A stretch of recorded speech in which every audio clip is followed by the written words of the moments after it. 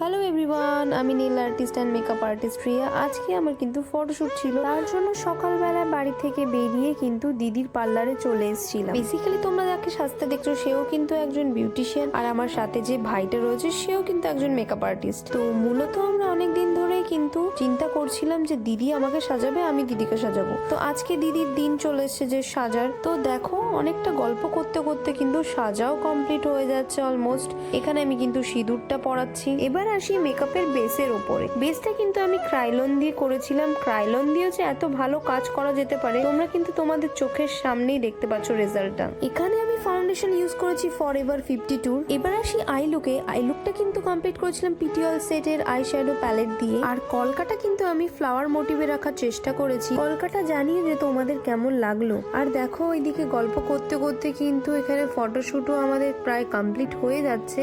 ও আজকে যেখানে আমরা ফটোশুট করছি সেটা হচ্ছে কোমলদার স্টুডিও, আর ফটোগ্রাফারও কিন্তু কোমলদাই। যারা যারা আরঙ্গটায় থাকো তারা মোটামুটি জানোই। আজকের ওভারঅল মেকআপ লুকটা কেমন লাগলো তোমরা অবশ্যই কমেন্টে জানাতে একদমই ভুলো না। মেকআপের এনি ইনকোয়ারির জন্য আমার এই নাম্বারে তোমরা ফোন করতে পারো বা SMS করতে পারো, বা নেল এক্সটেনশনের জন্য পুজোর যে অফার আছে সেটা তোমরা এই নাম্বারে চেক আউট করতে পারো। Tata, love you all.